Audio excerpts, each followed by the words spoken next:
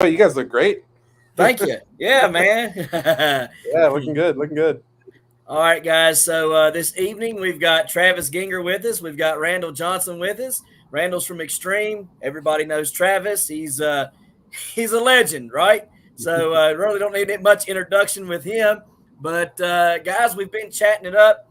Let's hear how you guys have what kind of season you guys have had so far. Whichever one wants to go first. We want to go first, Travis or Randall? Go ahead, Travis. You're probably a lot more impressive than mine. My season's been ups and downs, we lost a big one August 17th. That probably would have been the world record, but needless to say, it was growing about 43 pounds a day and weighed 2,222 pounds. Wouldn't have been too long, and I think it would have been there. But that one hurt.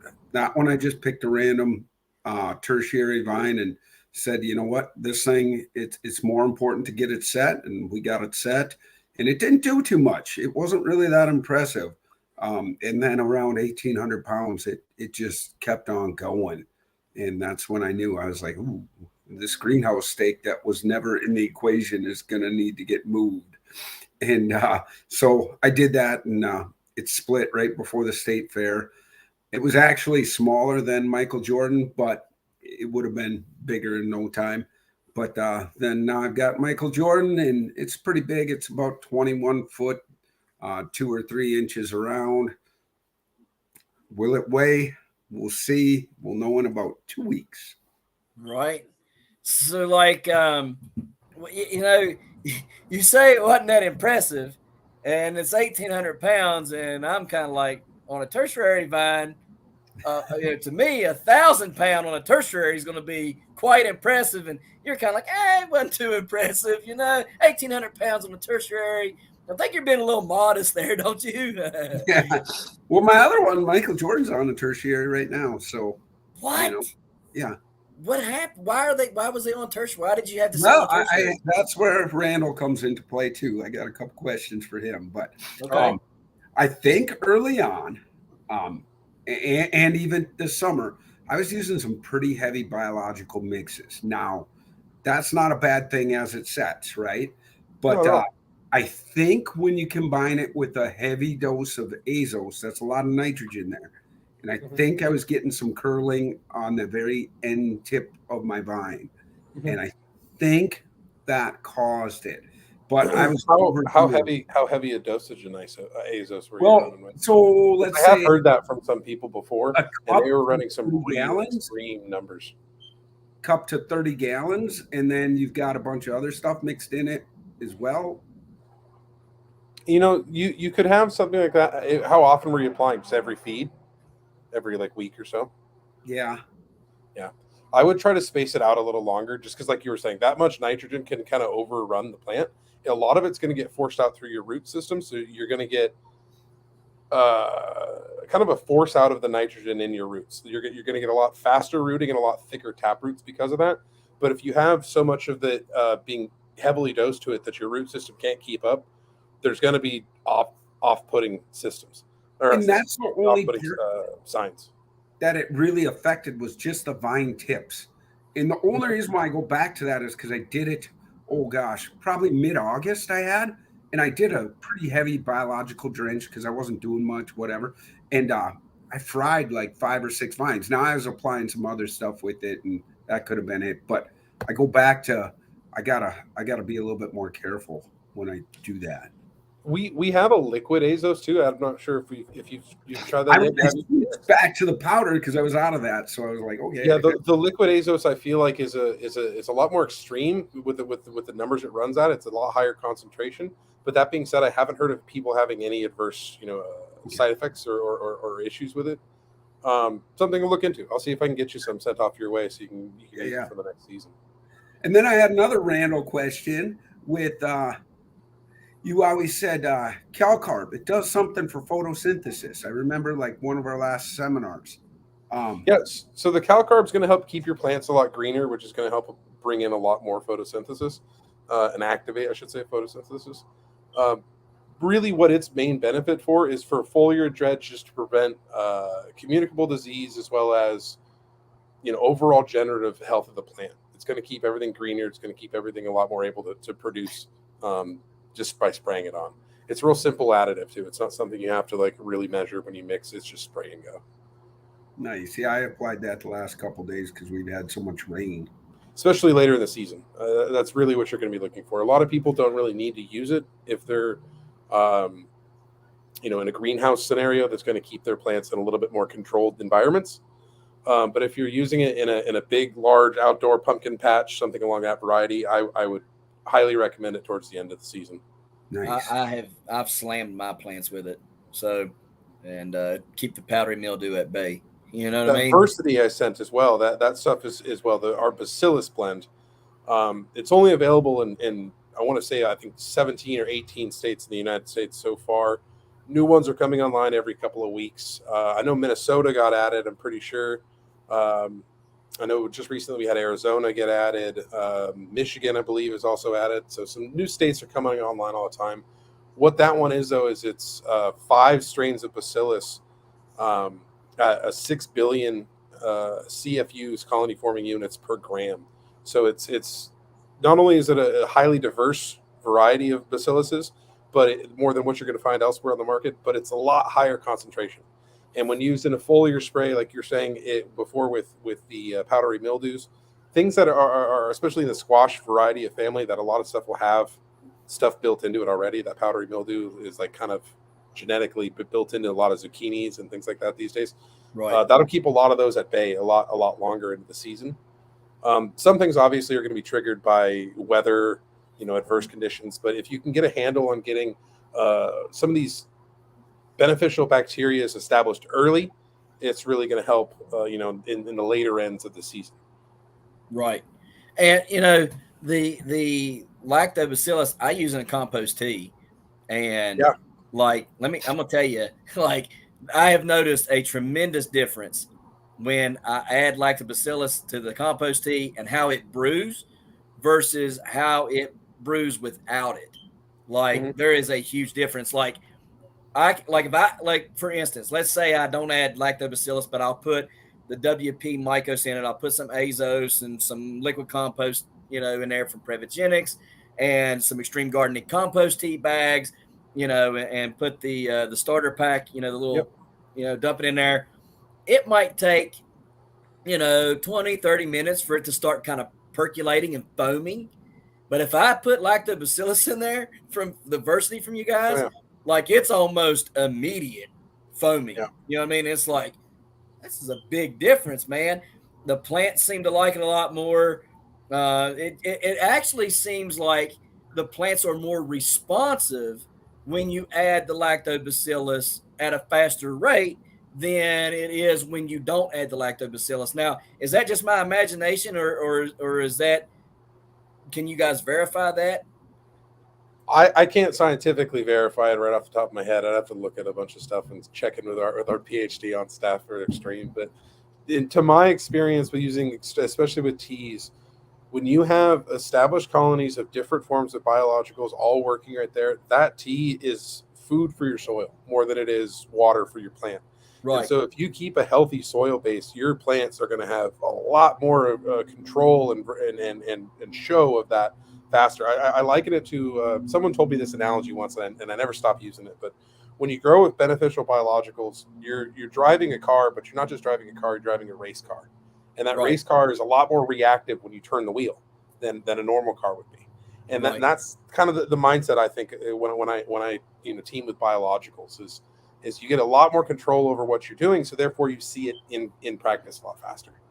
Okay, that makes sense. It makes a lot of sense because, I've seen tremendous growth, not just in pumpkins, but everything I grow. For instance, Jaden, can you come here for a second? Hand me that state record pepper over there. Just kind of laying around the house. Right. It just kind of lay around. Yeah. Over a pound, y'all. It was like a pound, and it's already starting to shrivel up, but it was like 1 pound, 1.6 ounces or something like that. That was crazy. Another 9 ounces, and I would have tied a world record. Never like, and I got another one over there. That might have been 2 ounces, and the other one was like one. Him and that other big one, yeah. And this one right here was like 1.1 ounces or something. Unless your mommy got rid of it. Is that one it? No, that one might not be it. Your mommy done got rid of the other one. Another one probably done went bad. That's a smaller one. The other one probably made it into tacos. Yeah, she probably did. I just lay them all up on the counter and they get used probably. But anyhow, like it's so much different this year when I've been able to make those compost teas with the Versity and everything. That's the one. Yeah, it went bad. It's really simple too for your growers. If they want to get into the compost tea game, I highly recommend they go to any of their farm supply store. Go get a nice big 55-gallon food grade water container. Some of them come with spigots already put into the bottom of it if you want to do something like that. Yep. And then just an air pump and an air stone and a top on it, and you're rocking. You right. Fill that thing up. You put all your ingredients in there. What you want to make. If you're using RT brews, and great, you toss in the tea brewer, toss in the starter, and let it sit for probably 2 days, and you're ready to rock. It's one of those the keep it simple, stupid kind of ways of gardening. Is it's not a lot of effort. It's not a lot of measurement or a lot of backbreaking labor. It's making a tea, sitting there, right. letting it brew, and then hand watering, or even auto fed if you have the ability. Right. Well, the other thing too that I was going to tell you is, you mentioned putting the air stone and stuff. I'm using the Aero mixer. That's great. Yeah, absolutely. Yeah, and that thing, it doubles, if not triples, the effect of the compost tea because it's pushing so much oxygen in there at such a crazy rate. Like that thing it blew my mind. Like how efficient that Aero brewer makes compost teas in a 275-gallon tote. They make a really cool product. They really do. It is very, very cool. And then they got this humongous like fire hose that you can empty that 275-gallon tote out in under 12 minutes. So I'm not sitting there all day having to worry about. I'm just like turn it on and it's like, it's just dumping it out like a fire hose, man. So it does really good. I mean, the combination of the Aero mixer and XTREME Gardening products has been phenomenal for me this year. And I've used it on the pumpkin patch. Like I was telling you, everything that I've weighed, like if it's had a chart, it's went heavy to chart. Everything, field pumpkins, peppers. I mean, you name it, it's went heavy to chart. My watermelons, even though guys told me they'd never seen a watermelon blow the blossom in. And I blew the blossom in on a watermelon. And I mean, it was a big, guys, it was up to my knee. Yeah, I was gonna say, how big did your watermelons turn out this year? I remember the last time we all talked, we were talking about the watermelons. So like the one I had, guys, and I was keeping it very, very hush hush. One guy caught on to it on, I don't remember if it was on YouTube or where it was posted. One guy said, "A watermelon up to your knee," and I was just like, yeah. I didn't really say much to him, right? But I was, yeah. And anyways, like that melon was huge. If it would have kept going, I'm telling you, God is my witness, that thing would have been a world record. It would have beat 350. It would have been 370 or bigger. Wow. And I busted that whole. I went out there. I'd been watering it, feeding it, and taking care of it, and it split right at the blossom. It made a cross at the blossom and just blew it out. And I was like, what happened? Because I pulled the sheet off and I seen a bunch of flies around it. And I was like, what's going on, man? I go around and it was all, I was like, oh. I was like, I'm not even taking a picture of this. I'm hacking it and throwing it to the goats, man. There ain't even no sense. So then I tried to set another one and it started growing really good, really fast. And then it just stopped. I mean, because we got pretty warm in July for several weeks. It was deep. It wasn't hot at night, but I guess the daytime temperatures was enough to get enough ambient temperatures to where it was enough to kind of keep it going, right? But then when I lost that one, and I just pollinated the next one, it started getting cold again at night, like really, really cold. Yeah. And the daytimes were just not good.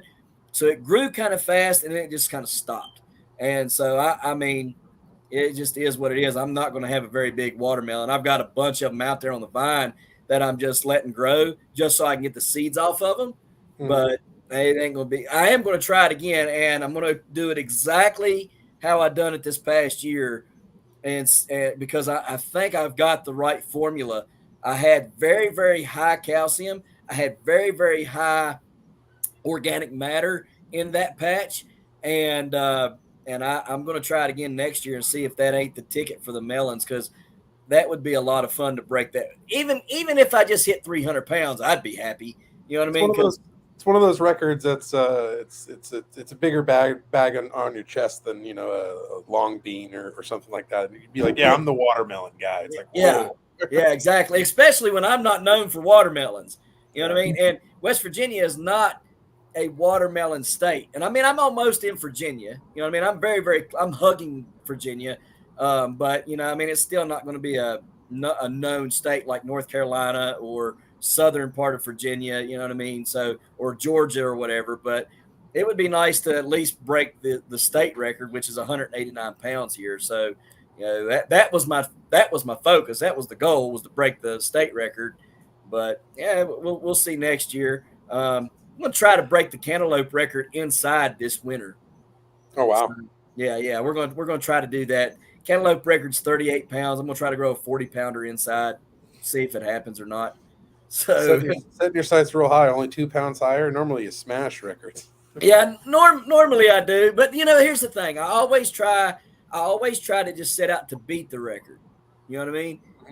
Like even if it's just a pound or half pound over, and then it usually ends up, of course, being much more than that. And so, I just set my goals small, just focus on beating it, not blowing it away, and see what happens.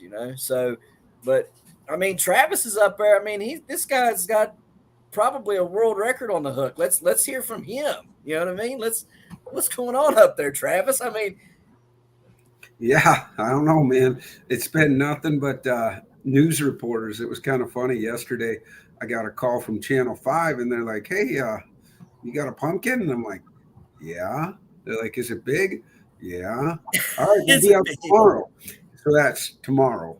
And then I got a call from Channel 4 about 2 hours later, and they're like, "Hey, you got a pumpkin?" "Yeah." "All right, we'll come out in a couple weeks when you pick it." I said, "Well, there's a guy coming out tomorrow." They're like, "What station?" "Channel 5. "Oh, we got to be out there before." So then they came out today. That's funny. But and then our local TV station filmed last week, and then kind of been in contact with Guinness a little bit, the world records for the largest jack-o'-lantern. Right. It'll be there for circumference. It should be, at least. But they're working on a venue that, who knows if it's New York, but that's kind of what it sounds like. Okay. So you're going to have to transport that thing all the way to California. That's what I was just thinking too. Then all That's the way what they back wanted last year. Dude, And that's a lot of, that's a long haul on that thing. Yeah. So we'll see. I mean, we'll see what comes about. But ain't it cool though that both of our pumpkins are probably going to be new world records? Yeah. That's cool, man. Yours is going to be for a jack-o'-lantern. Mine's going to be for floating in it. I'm hoping mine's for everything, but there's a lot of competition out there. We'll see. Yeah, but you're also very modest. You know what I mean? Yeah. So you and me, we got a lot of the same characteristics. We're very modest people. You know what I mean? If we got something, we know it's good. It's good, but there's a lot of other great growers, because that's the facts. And at any point, we can go out there and be like, "Well, she crapped the bed, boys." You know what I mean? It's all over. I mean, it is what it is. None of this. You can have a blowout on your huge watermelon just like that. Right, exactly. None of this stuff's guaranteed. It's just like the one that I weighed at Virginia State Fair. Man, everybody, I was like, listen to this thing thump, and they went over, and I was coming wham, wham, smacking the crap out of it, and I was like, you don't hear nothing in that thing. They were like, dude, that's gonna be solid. I'm like, yeah, I know. Get it on the scale, and it's like 1,009 pounds. And I'm like, I'm not happy with that. Everybody was kind of like, yeah, sourpuss face, dude. Yeah, that daggone pumpkin lied to me. I was thumping on it, and it sounded like a rock. It was only 1,009 pounds. So, I mean, it's, to me, I'm in competition with myself all the time, and I think you're a lot of the same way, aren't you? It's really, that's that's your biggest competitor is yourself. Yeah. I mean, we'll see. I don't know if it can be a personal best. I guess I can't complain. I mean, you really can't complain with another U.S. record. Yeah. You know what I mean? And another world record for a jack-o'-lantern. I mean, really can't complain about. I wouldn't complain about it. Yeah. Yeah, it was. I mean, at one point, I gave this pumpkin a 3.7% chance of survival. So, Oh wow. hey, to get this one to a scale will be huge. What Yeah, about the prove the biggest odds pumpkin wrong. ever grown on a tertiary? It's definitely that. So see, I mean, that could be another record you could have, the biggest pumpkin ever grown on a tertiary. Yeah, we'll just try and get it in the trailer and get it out west. I don't know. Have you figured that out yet? Yeah, actually, I did. We're gonna make it. Okay, cool. We're gonna make it. It's 7'5" wide. Wide. Yeah. Okay, and it's 6'7" long. My trailer is 6'11". Okay. So we're gonna clear by about 1.5 inches Some each wiggle room. side. Yeah. Now it doesn't Drive give me real no slow. room for the stem or anything else or whatever, but we're gonna clear. Well, I mean, it's still growing, so I mean, it could not make It ain't. Yeah, but if it moves 3 inches in one way or whatever, that's like 25 inches. Like that ain't gonna happen. So, Right. especially right now, and a lot of people don't understand that, but it's like all these pumpkins towards the end. It's not the fact that they're growing that fast, but they're growing. Right. Like mine's at 118 days, 112 days old. Oh wow. Which is insane, but it's still like I put a little stake next to it and it, Pushes it over. Yeah. Pushes it. I mean, not Man. much, but That's yeah. crazy though. I mean that and it looks like it's a flat pumpkin. Is it flat? You know what? It is, but really when you stand next to it, it's not that short. I mean, it is, but that concave just kind of came down. If we had if it came the other way, I think it'd be just as thick. I really do. So Okay. that's probably the thinnest part. The front's solid, the back's solid, the sides are solid, and with that amount of surface area, I don't see it going light. I just do not. Right. So we'll see. I mean, if the guy got 14-15% heavy, holy cow, look out! Like Right. it's gonna be stupid big. But if a guy got 5, I'd still be happy. That's saying a lot to those that are paying attention. You know what I mean? Yeah. So, I mean, what do you think? What do you think you're going to do next year? I don't know, but gosh, it's going to be really hard not to grow my own seed. I never do. Never do. But it's going to be really hard between the Maverick and just what I got in the garden out of these ones, Michael Jordan or Godzilla. Godzilla was growing just so incredible. And, crossed with Michael Jordan, I mean, I really think that's the seed to grow. Now, I do got a question about the tertiaries because some people who's watched my channel will know when on my one pumpkin plant, the stump was massive. It came out and had this huge secondary, and I had tertiaries that were as big around as the secondaries. I'm talking bigger than a 50-cent piece round. Is that how big your tertiaries are? I mean, they would have to be because usually people have spindly little tertiaries, and I'm sure spindly one ain't feeding that big old pumpkin. So how big are the tertiaries on this plant that's feeding that? I mean, if you look at my vine going into the pumpkin, it's about not quite baseball size, but pretty close. Good. Well, now, you see, my question about this is because when I found them tertiaries, I was like, good God, look at that secondary. And I pulled it and I was like, oh crap, that's a tertiary come off this thing. I was like, how did that happen? Because usually my tertiaries are about that big around. You know what I mean? What do you think contributed to such a large tertiary? Like I said, a lot of the biology, burying it with that vine bearing mix right in there, and then hitting it throughout the season with the biology and just I think the biology is pulling these fertilizers that were given to it, much like the race car theory. Right. It doesn't take much and you're there. I mean, and if you want to see something incredible, it's not the pumpkin itself. Well, maybe it is, but the stem on this thing is just stupid. Right. I mean, I've never seen anything like it. Like a 5-gallon bucket. Oh, well, maybe not that. Well, I mean, but yeah, I'd say a gallon. Right? That's crazy, man. It's a bit bigger than a coffee can. So when a tertiary gets that big, is it still considered a tertiary to you guys at that level, or is it essentially just like another fork of a main stock? Yeah, and that's I really don't think it matters. I think these pumpkins will find the energy one way or another. I don't care if you cut your vine, grow it on a tertiary, side vine, whatever. Eventually that plant is going to feed that thing back. And I'm not so dead convinced we can't grow two 2,500 pounders on one plant. The same vine, yeah. Well, and here, that's a very good point. That might be another world record. Huh? So that might be another world record too. Yeah, there you go. Well, that would. Well, listen, I went to Virginia State Fair this weekend, and Jason Loris, all right, grew last weekend. He turned in 123-pound butternut. This weekend, he turned in 131-pound butternut. Both of them was grown on the same plant. Amazing. Right. How many weeks apart were they? Huh? How many weeks apart did he harvest them? About a week apart? Just 1 week apart. 1 week, wow. And he grew both of them on the same plant. Yep. Now, you think about that. I mean, that's 250-some pounds, right, of butternut grown on one plant out of 2 butternuts.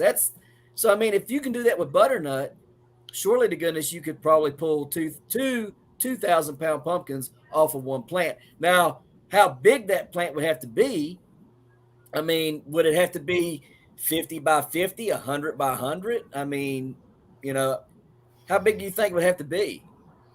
Yeah, it wouldn't take much. Last year, I forgot about mine about early June when I lost the main on it and couldn't get one set. And I grew basically a 1,300 pounder, another 1,100 pounder, and a bunch of other like 600, 400 pounders off of it.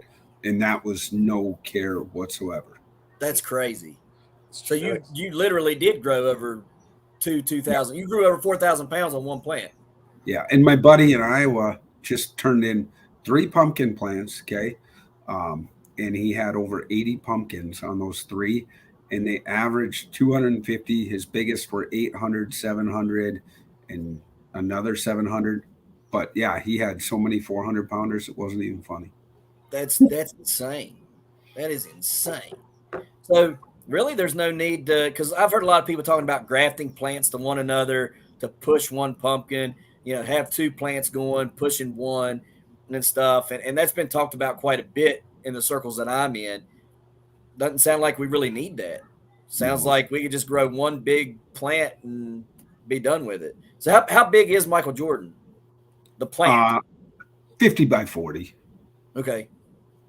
So, I mean, and that would probably, you're saying that would grow 2,000-pound pumpkins or bigger? No problem. That'd be something cool Confidence to see. Right there. Yeah, it'd be really cool to see you, to be honest. It'd be quite a feat.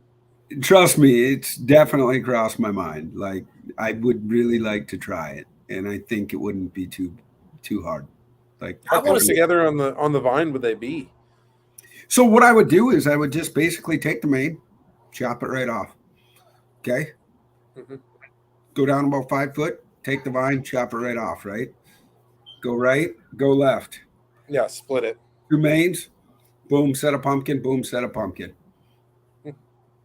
I'd love to see you do it. I would too, man. I mean, who all in the comment section? That original, that split you were talking about, just to see how that junction, how big that would get alone would be amazing. Yeah. But then right where everything meets too, like it'd be interesting to see if there's a main line or if the tension, the plant gets each side of the tension, or if it splits. Yeah, I think you could do it after this year and seeing like how when I lost those mains, not once but twice, I was devastated. And the one was heat for sure. I mean, I baked it on the greenhouse plastic. I know that for a fact. But when I lost them both, I'm like, oh, I guess we're growing on tertiaries this year. Let's see. And to have 2 swings at a world record was pretty serendipity, but they find the energy. I want to see you do it next year. So I'm just everybody in the comment section, who all wants to see Travis grow 2,000-pound plus pumpkins on one plant next year? Go ahead and start blowing the comments up, man, because I want to see that happen. Because, dude, that would be incredible. I mean, absolutely incredible. But, you know, the other thing that I thought about is, like, I do like big plants, whatnot, and I do think a guy could do that, no problem. But, okay, so basically I'm growing 1,000 square foot and 1,000 square foot on one plant. So really, is it that big of a deal? I don't know. I think it is. I mean, like, you got guys that, I mean, like, if I was going to do it, I would have probably took the main straight out and, terminated the main at some point, probably 12 foot or 15 foot or something, right? And then went out from there, have one secondary going this way, one secondary going this way, and pollinate on both ends. The only reason why I say that is because I did that this year on one pumpkin plant because I accidentally broke the main off, right? But I mean, that was the one that had these great big tertiaries on it. You know what I mean? And so it had a humongous stump. I mean, the stump was the biggest thing I've ever seen. I mean, it's bigger than my thigh. But, I mean, I think it would be a really big feat because the one pumpkin, they were both pollinated within 3 days of each other. One took off and grew, and the other one did not. I mean, it grew, but it was like the one was just like, whoop, and the other one was like, so, I mean, to try to, like, in my mind, because I was going to let them grow to 200-300 pounds and then pick one and chop one off, you know what I mean? But it didn't happen like that. I was like, okay, well, this one obviously is not going to grow, so I just cut it off early and let everything go to the one.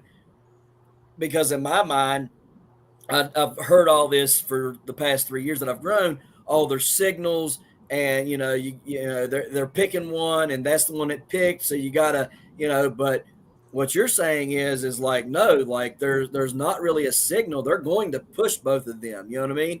And so I think it would be probably one of the most incrediblest things to watch and learn from is somebody doing what you're talking about, cutting it off early on the main and splitting it with 2 vines and turning those into 2 mains and growing on tertiaries. I mean, I think it would be a huge feat. Yeah. I really do. Yeah, and we've got enough good ingredients, with like XTREME and some of the fertilizers now. I think we can push these things pretty good. I think if you're under 2,200 pounds, I almost feel like you're limiting these pumpkins right now. It's crazy with the genetics. Right. So, like, people was going to ask this, what kind of soil do you got? I got kind of a sandy loam. Okay. Yep. And so how much is your organic matter? 4%. Okay. But I'm using my vine bearing mix. That's basically, you guys could consider it like a pro mix, but just a little bit heavier. Okay. And that's what I'm burying all my vines with. Next year, I'm going to be a little bit more careful, maybe wash them off. I lost my stump on Michael Jordan about a month ago or so. And then I lost down a ways. So right now it's half a plant. Okay. Well, I mean, and it's still doing good. I mean, so just think if you would have had the entire thing. Yeah. I mean, that's just you're saying this is your first time running these specific genetics too for the Michael Jordan. You hadn't ran it before in the past. So this is only the first start of your swing at it, really. Yeah. Which is exciting to think about if you're doing that off a tertiary and you didn't get the conditions you're looking for this year. Imagine what you can do in the future. Right. Those records aren't very solid. They're about to get broken again, Well, here's the other question, though. So, I mean, would you go back and buy that seed again and use that, or would you use Michael Jordan's seed? You know what? I know what both these did. And Michael Jordan, I can attribute to my own faults of why it wasn't bigger. I knew I lost that plant a little bit during the state fair. Right before we got some hail, it terminated. I smoked some of the side vines.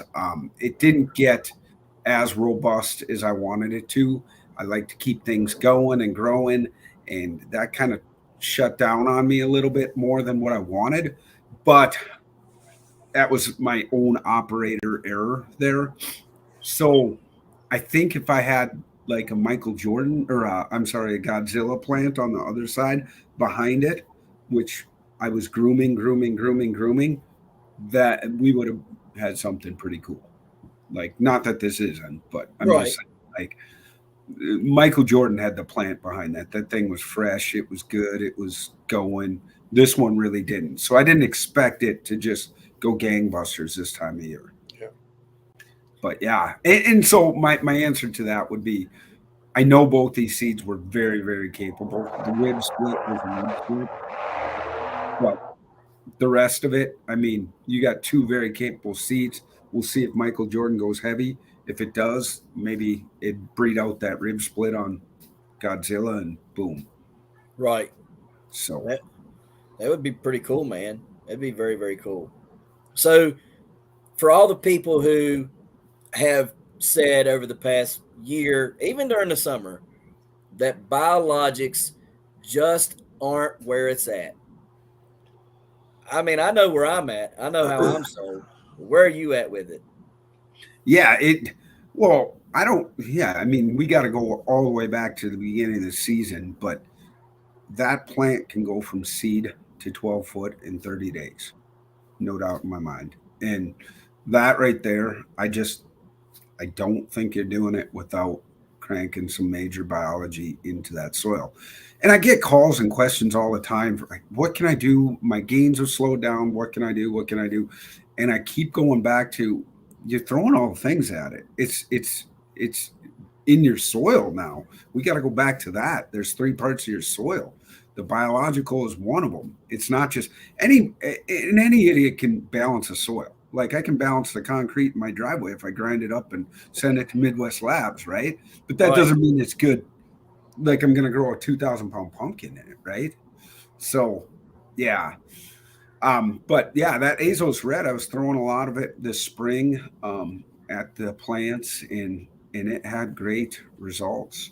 I mean, these looks plants. Like the Pumpkin Club's asking a question here about how and when to use it. Pretty much immediately, as soon as you're starting, you're trying to get roots formulated. As soon as you can get that colony formed, the better. It's going to help you establish roots if you're doing like a cloning system. Any type of cloning, you can use it, I think, or like a direct replacement for a majority of like cloning gels along that line. But as soon as you get that started in the plant, it's going to help all throughout, the lifespan of whatever it is you're growing, and trying to get that root system started. How to use it, because it's a liquid form.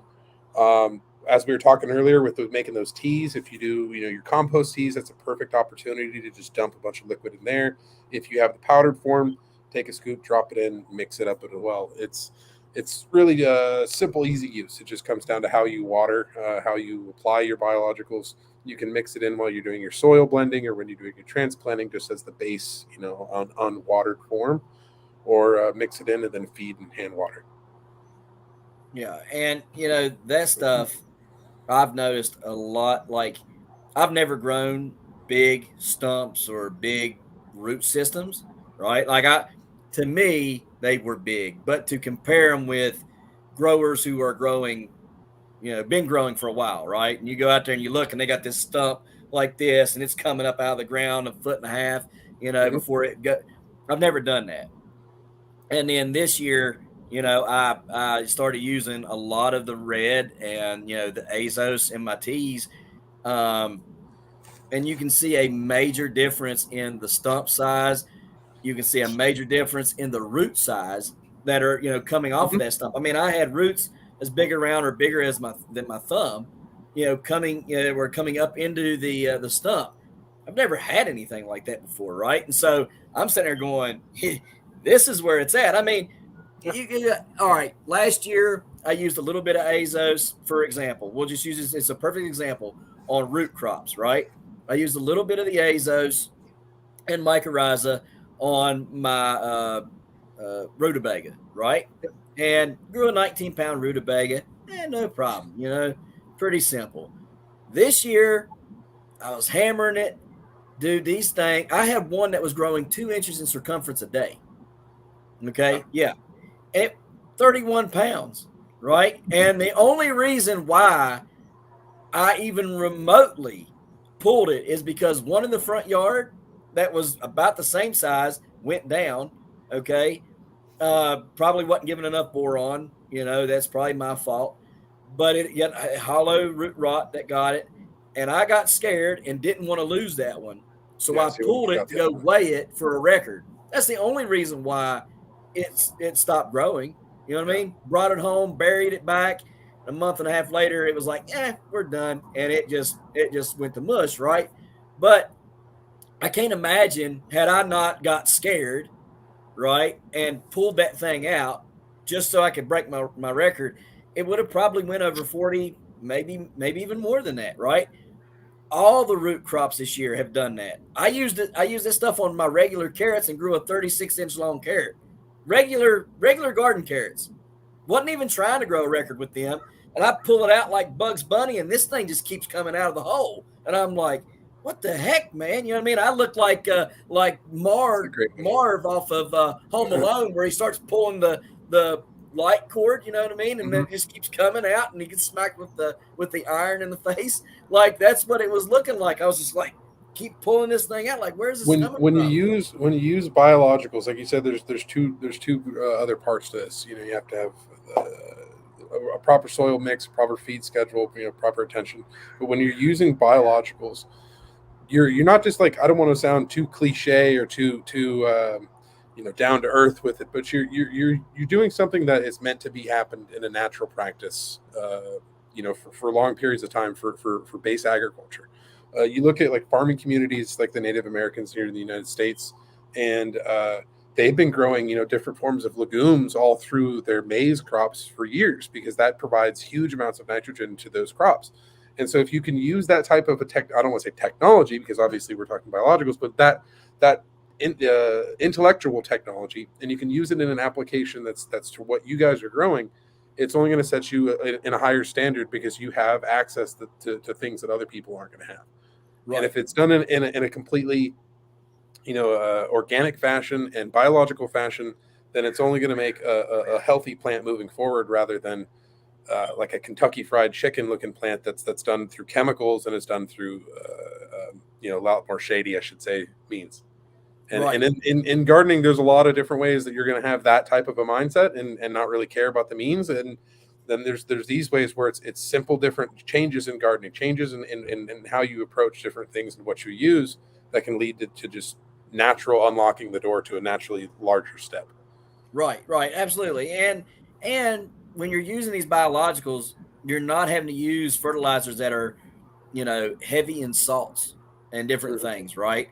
And so you're able to use the more natural products like the fish emulsions and things, and compost teas and that, those different ways to get what you want. That's not saying you're not using, some form of something to amend with in the early spring, right? To get the amendment done, but you're not having to constantly push 20 or something like that on your plants. You're not getting that high salt content built up, that ends up doing you more harm than good, to your soil. I think too, for the gardener, it's also, you end up with a smarter gardener. You end up with a gardener that knows, biologics, that knows what they're doing. They're not just following, a list and a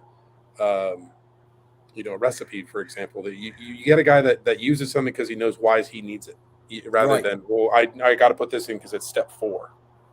Yeah, exactly. So Jeff here says, can you put the Azos Red on the garden in the winter for the soil? I'm going to say you could, but it'd be kind of a waste. But what's your take? Yeah, you could. It just depends on how big your garden is. We generally are pushing people towards the Azos Red when they're using it for like competition, large agriculture, not just your everyday gardener. That's more meant for someone who's a little bit more serious into it. So if you're using that and just to kind of winterize your beds, from the sounds of that question, I would look just to throw down a bunch of like a cover crop of clovers and legumes, and then hit it with a bunch of azos and powdered form, and then you'd be ready to run come springtime.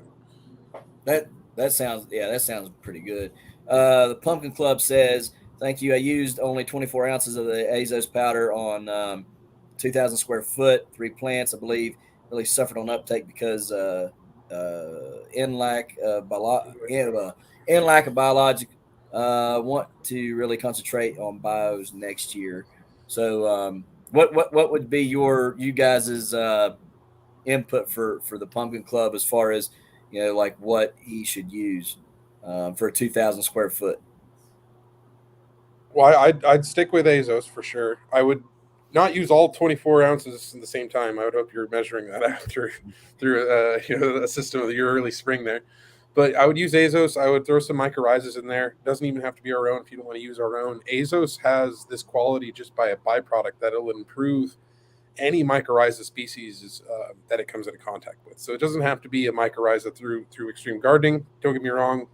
We are tried and tested and proven to be effective for it. So I'd hope you'd think of checking us out. Right. That being said, if you're so heartfelt set on moving with this other company, we will make that company probably 30% more effective just through use of azos. So any form of mycorrhizal biological as well.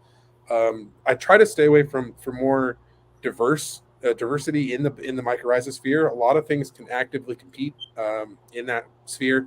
We always recommend the Interiaceae, Moense, Agritarum, things of that range. And then just like your base, you're going to have your bacillus mixed in there as well. You're going to have a lot of places have trichodermas and things of that nature. I would push more towards bacilluses just because of the preventative nature you're going to have, and especially in the springtime. Moving forward through midsummer, it'll help you, like you stopped that one plant you said with the root rot, and you found out it can kind of prevent those things moving forward rather than cure them once that's already set in. So it's a lot more helpful to the lifespan of the plant if you can get that started as soon as possible.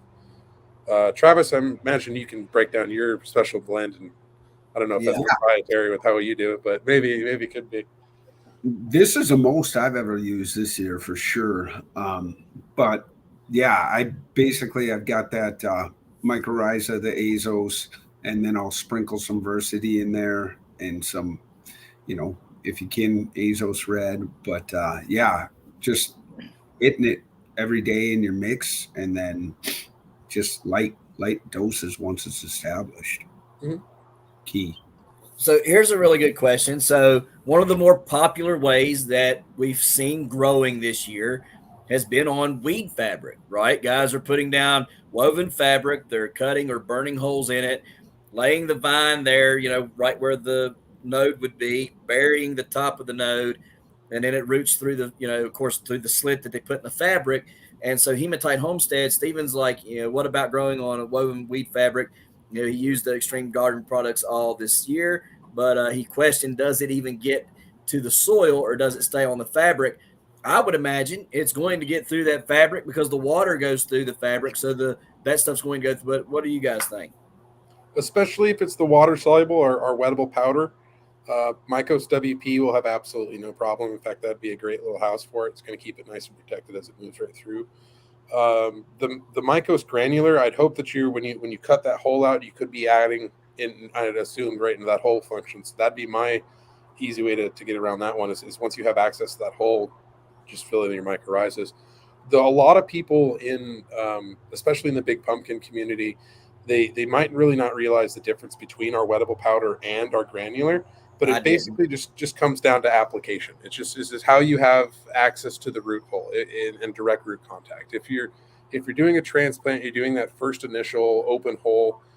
That's where your granular comes in. It's just scoop of that, bottom of your hole, plant on top. A lot of people want to do something a little more complicated or fancy, and they spread it through the root systems, or they wet the root system first, and then they roll it over the granular. However you want to do it, as long as you have direct root contact to the open hole and to the root for the granular. The wettable powder, either mix with water and then feed, or cover the entire top root of your plants, areas you want to inoculate, and then feed through. Just water right through it.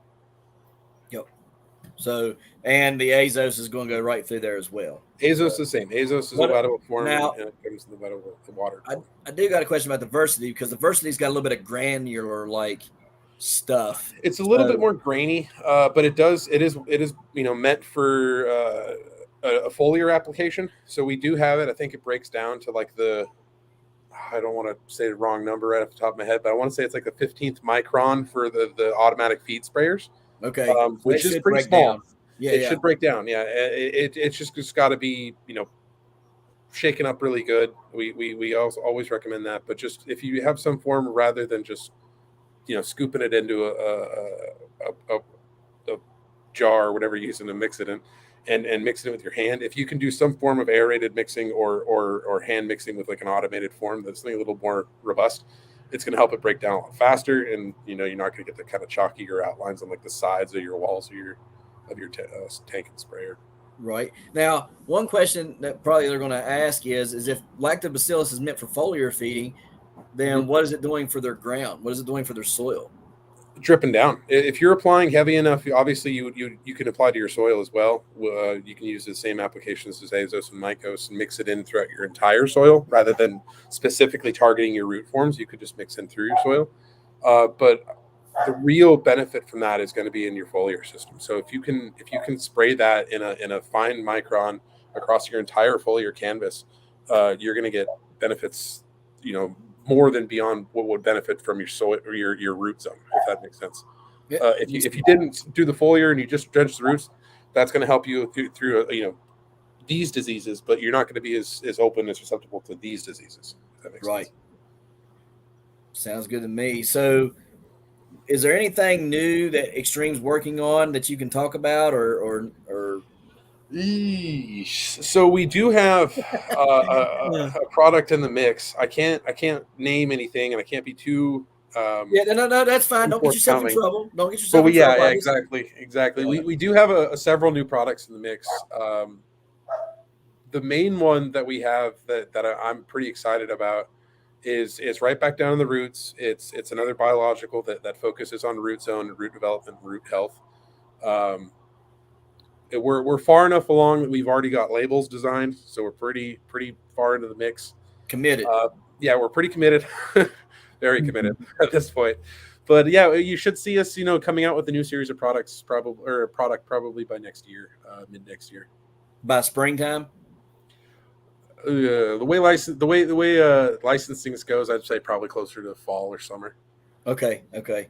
So. It'll be out in samples and for people who want to try in different functions. It'll be out for those people, but before it hits stores for sale and stuff, you're not going to see it for probably till the end of the year. Okay. So end 2024. Yeah. Okay. Cool. That's cool, man. That's really cool. So, Travis, we've been on for about an hour. I don't want to keep you guys too long. So, what's the plans, man? I'm kind of curious to know. I mean, I know you really don't know if you're going to grow next year or not. I know we've talked about, it takes time away from the kids and everything, but, what are you thinking? Man, I don't know. I think it was one of those things. It was a blessing in disguise. I lost that Godzilla because I don't know why I lost it. And the next day I just wanted to just get right back after it. It was really weird. And as much as I wanted to just smash 2 world records and right off into the sunset, man. But this year, when I lost that one, I was like, I got this recipe. I just got to make it happen. And so now I feel almost more inspired than ever to grow again. And let's face it, if I didn't, my wife would put me to housework. So, so I'd much rather garden than do that. Right. No more honeydew lists, right? Yeah. That's funny. But, it's fun. Our kids get involved. You know what I mean? I've seen pictures of your little girl out there by yours. To me, mine, they that's all they can remember now. I didn't start it when they were babies, but I started, in 21, and they were just big enough to start walking around and stuff. So now all they remember is giant growing with daddy. You know what I mean? So I think there's a lot of fun there. You know what I mean? Whether we're breaking records or we're just making memories with our kids, I think we're winners either way. You know what I mean? So There's a lot worse things we could do with our time, I guess. right, absolutely. You know, I mean, they just to watch them smile and be like, "Is this one mine?" You know what I mean? That's enough for me. You know what I mean? To continue to do it, you know, regardless if it's a competitive nature or not, it's enough for me to just keep on planting them and growing them. So, you know, I am curious though. Are you ever going to try to grow a giant green squash? You know, I really wanted to this year. I actually did. I had no desire, but this year I was like, you know, the amount of people that don't grow those is incredible. Right. So I'm like, man, that'd be a nice one to tackle. And you would probably grow a world record. But So you know, you still got that. The weird part about a squash, and this is the heartbreaking thing of it, it's got to be a squash, right. and there's no guarantees there either. So, Well, I've got some good genetics that I did this year, man. I'll send you a few seeds up. I'm telling you. I'll send you the pictures of it. There was no cavity inside this pumpkin. Or not pumpkin, but inside the squash. Like I took a solid. I took a 2-man saw. Well, it was 1 man. You know the old saws, the crosscut saws, right? Like I took a single crosscut saw and cut it off. And man, when I made that first cut, my wife and me looked. Where's the cavity? I don't know where it's at. There's nothing there. It's just wall, you know. And I'm like, yeah, I was completely blown away. It came off the 965 McDonald.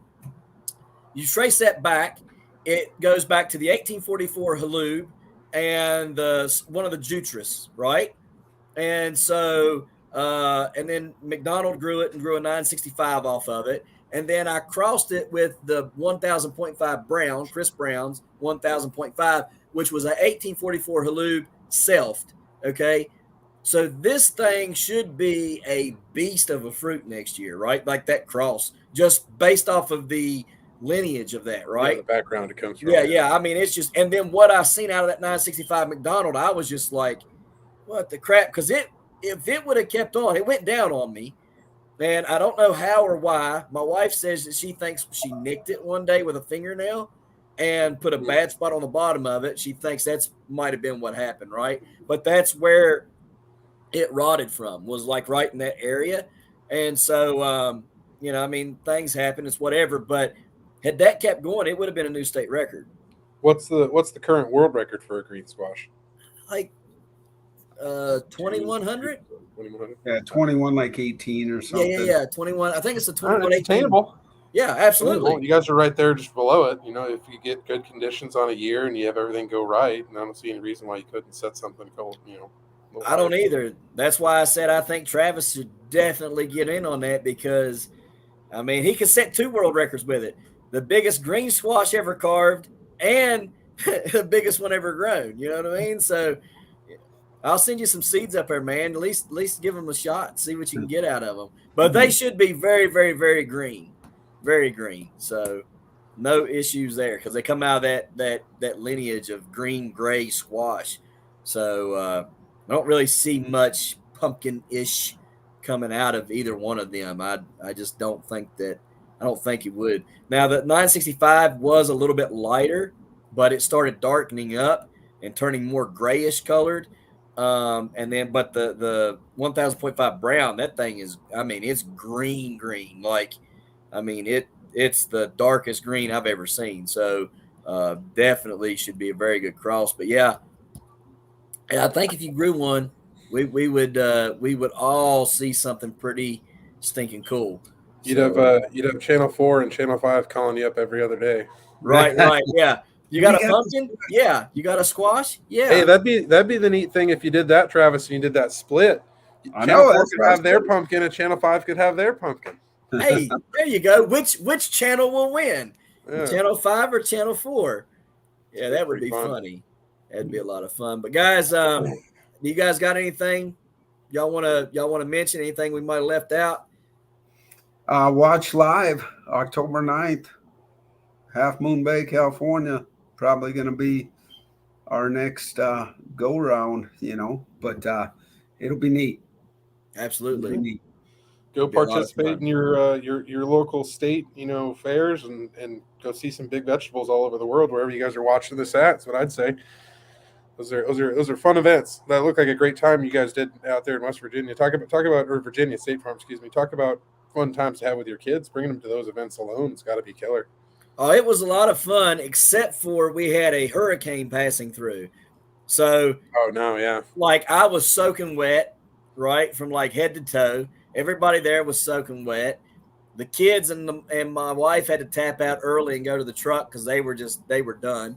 You know what I mean? And so for some reason they didn't put the sides down on it.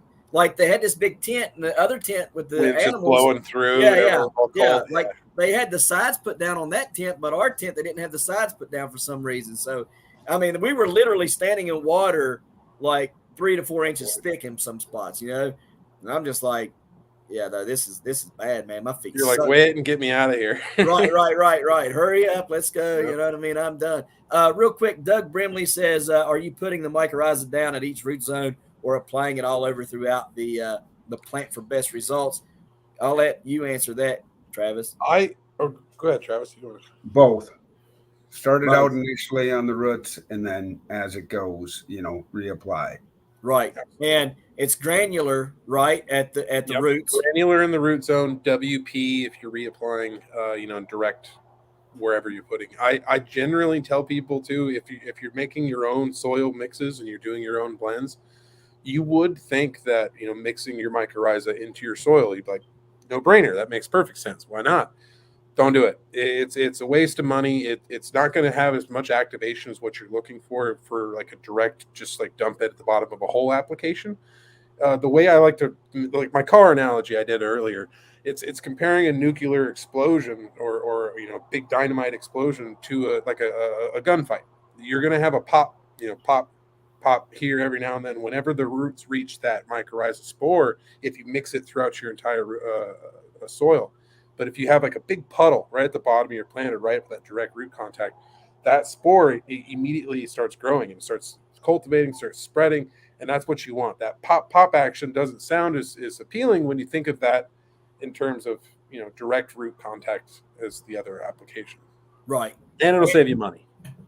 Right. Yeah, absolutely. And I was one of those guys who didn't understand that at the beginning of the year, and I had nothing but granular. And then whenever I talk to you, you're like, yeah, you need the WP to help you out. So we got some of the WP, and you can see a tremendous difference. You know what I mean? They're not that the granular don't work, but if you go out there and you've got a plant that's already established and you lay granular around that, trying to water it in, it's not going to do much. No, it's not. Not going to do very much. It's not going to do much at all. But whenever you got that WP and you water it in, you see that explosion or, whatever you want to call it, the plant responds to it. Like you can literally see it responding and like, hey, here I am, So it's definitely where it's at. But I mean, there again, people could do like me and mix it in with your soil. You know what I mean? Like Travis and me do. We mix it in with our soil whenever we bury our roots, but I also went out there and tilled it in my patch. You know what I mean? So, I mean, don't get me wrong. If you have the ability to do it, it's only going to create a healthy soil. It's just if you're trying to target something specific and you're trying to grow, and you're in a specific spot and you have one bag of mycorrhiza and you're like, okay, how's the best way to utilize this? I wouldn't mix that throughout the soil. I would just put on the, right at the base. And I think that would be a lot more economical, frugal use of it, whereas still getting the targeted growth that you're really using the product for. Right. Absolutely. And I agree. These guys are killing me over here though. Yeah, your shoes. Talking about my horseshoes, man. Come on now. I was the snazziest dressed person there. If they had a pretty person contest, I would have won that too, boys. Great. Come on now. I was just on the phone yesterday and a couple days ago with the giant pumpkin growing community out in Utah, and they're all doing their weigh-ins here this next week, and XTREME Gardening sponsoring that as well. So we have, these pumpkin weigh-in shows are happening every other week or this is the time right now. These couple of weeks here. So depending where you are, go see a fair, go see something cool. Absolutely. Definitely up there. Yep. Well, guys, I'm gonna wrap this thing up real quick. Kind of read off what we got here Cool. for the. Go ahead. Oh, I was just saying, cool. Okay. So let's see here. October 3rd, next week, we got Yogi Hollow Farm. October 11th, which is a Wednesday, we got Kettle Kitchen. So Tony will be with us. October 17th, we got Acorn Creek Farmstead. October 24th, we got Seven Ken. October 31st, we got Hematite Homestead. The 7th, 14th, 21st, 28th of November is open. So if anybody wants in on that, you can message me at babydrill2119@yahoo.com in the subject title. Put live stream up there so I know what you're needing. And then December 5th, we have Enoch Graham, the Urban Gardener. December 12th, 19th, 26th is open. So if you want in on those days, go ahead and message me at babydrill2119@yahoo.com and we'll get you listed on there. Guys, it's been a good place to be tonight. We've learned quite a bit. I'm excited to see what MJ does. I just hope and pray that the real Michael Jordan doesn't find out how ugly that thing is, because you might be liable for damages, bro. He might say, you can't compare that thing to me, man. I don't think I don't know. You might want to change the name to something like He's Michael Jackson gonna tell you it looks more like Charles Barkley. It started out so pretty and round. I mean, it had to get named Michael Jordan, Right. I mean, I would have did the same thing, but you might want to name it Texas Chainsaw Massacre now. I mean, I don't know, but I'm just giving you a tough time, man. I hope it works out for you. I hope we see a world record, not just jack-o'-lantern. I want to see you break a world record, man. So I hope it's the official world record is what, 2,700 and something? 2702. 2702. So I hope and pray that it beats it and you get 2 Guinness World Records, man. And we'll find out on what, October 9th? On October 9th. So I hope you have a safe journey out there, and guys, be watching him and check out his YouTube channel. Check out his Travis's Pumpkins on Facebook and Instagram and all that stuff. You got all that, right? Instagram too, yeah. So check all that out and applaud him, cheer him on, because he really deserves it. He's a great grower, a great person. He helps everybody he can. So we need to support guys like him more. And Randall, you guys can check out Extreme Gardening where? XtremeGardening.com or Instagram, Facebook, Extreme Gardening with an X. Awesome. With an X. Awesome. So guys, we're gonna get out of here. You guys just hang on a second. I'll end this and we'll wrap up. But guys, we appreciate you watching, and we'll see you next time right here in the Hollers and Hills of West Virginia. See y'all.